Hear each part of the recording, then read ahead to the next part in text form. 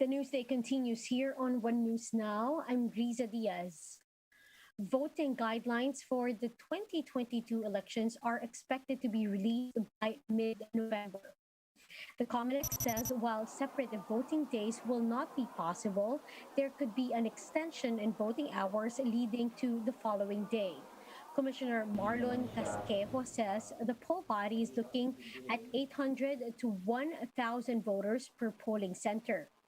Now, depending on the turnout, casting of ballots may end up until the morning of the next day. The poll body will conduct more simulation activities in schools next month to check other areas of concern. Now, here are the developments in Philippine politics. If elected president, Senator Ping Lacson said he will push for the local production of medicines to aid pandemic recovery. Partido Reforma public health spokesperson and senatorial vet Dr. Mingita Padilla said LACSON wants medications such as Merck's antiviral COVID-19 pill readily available for Filipinos at lower prices. Padilla added that LACSON's agenda also include reducing the cost of COVID-19 testing, if not making it available for free. In a Facebook post, a presidential aspirant and Senator Manny Pacquiao warned the public against people using his name for fraudulent activities. Pacquiao said he received reports of some people distributing cash on his behalf. Claims that he stressed are not true. The boxing champ said if he were to distribute cash aid, he would personally be present on the event. And almost 100 people joined a motorcade caravan in Manila this morning to show their support for presidential aspirant and Manila Mayor Isko Moreno. The caravan started in Port Area Tondo, where Moreno grew up. Senatorial vet Samira Gutok, who is part of Moreno's slate, also joined the activity. Now, in other news, the Environment Department says it has temporarily restricted the entry of visitors to the Dolomite Beach. This as thousands of people troop to the area.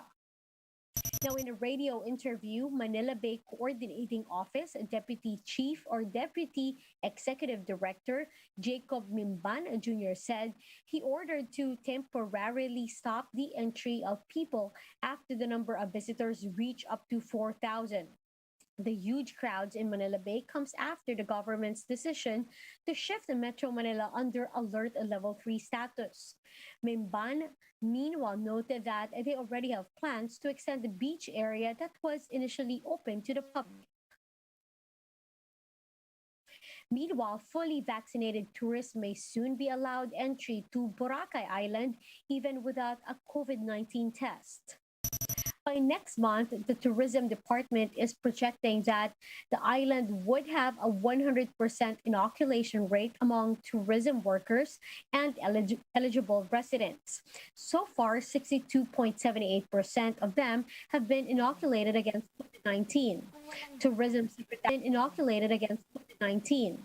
Tourism Secretary Berna Romulo said her optimism in the revival of tourism in Boracay is anchored on the commitment of the LGU to follow health protocols. Now, flu season has already begun in some parts of the world. Its symptoms almost similar as COVID-19. Now, this now begs the question, how do we know the difference between the two? And when it comes to vaccination, should you take both an anti-flu and an anti-COVID-19 shot? Let's watch this report.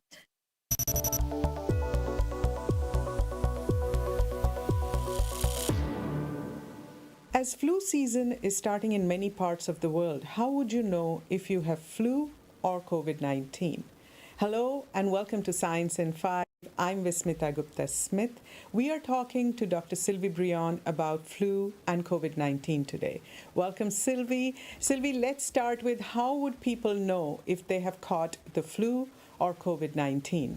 So the flu is very common, especially in this season, and usually the symptoms are fever, headache, muscle ache, but also upper respiratory symptoms such as sneezing and coughing. For COVID-19, it's the same symptom basically, but in addition we have specific symptoms such as anosmia, which is a lack of smell, and ageusia, which is a lack of taste. And many people, especially young people, have experienced this additional and specific symptom for COVID-19. But sometimes people have very few symptoms, whether it's for flu or for COVID-19. It really depends on your level of immunity.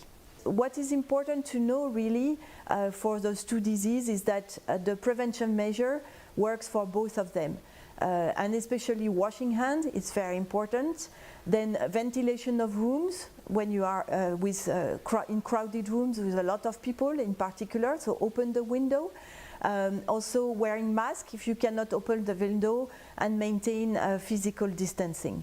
And both diseases are really preventable if we apply those measures.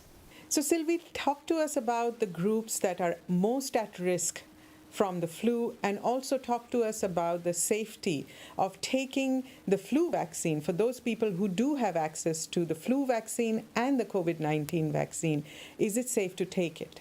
So the group most at risk for influenza are elderly, people with underlying conditions such as chronic respiratory disease, cancer, cardiovascular disease, and these are a similar group as for COVID-19. But for flu, in addition, pregnant women and very young children, infants, are also more at risk for severe disease. So is it safe to administer flu vaccine and COVID-19 at the same time? Yes. We have now few studies that show that it is safe to have both vaccines at the same time. But of course, people need to check with their physician about their indication to take both vaccines. Let's now take a quick look at today's other top stories. The government aims to inoculate 70% of the target population before the end of the year. Health Undersecretary Maria Rosario Vergere noted that their target is to give out some 500,000 doses per day this month and 800,000 doses daily by November. For December, the goal is to administer 600,000 doses to cover 70% of the target population. A low-pressure area off Palawan embedded along the Intertropical Convergence Zone, or ITCZ, will bring scattered rains to some parts of Luzon and Visayas. At 10 in the morning today, the LPA was estimated at 205 kilometers west-northwest of Puerto Princesa City. Pagasa said moderate to heavy rains can be expected before the weather disturbance exit the country's area of responsibility by tonight or tomorrow morning. And the PBA, the TNT Tropang Giga, will push for a commanding 3-0 lead against the Magnolia Hotshots in the PBA Philippine Cup Finals. For Magnolia, they are now on a must-win, as only San Miguel in the 2016 Philippine Cup has ever come back from a 0-3 deficit. The Tropang Giga, meanwhile, looks to inch closer to breaking their 6-year title drought as they face the Hotshots at 4:35 p.m. For more updates, visit News 5, The Philippine Star, and Business World Online. Visit our website, onenews.ph, for more in-depth analysis. You can also catch One News on Signal Play app. Register for a free account now, www.signalplay.com, and stream One News live anytime, anywhere. I'm Riza Diaz. Mask on, wash hands, and stay safe, Philippines. We are One News.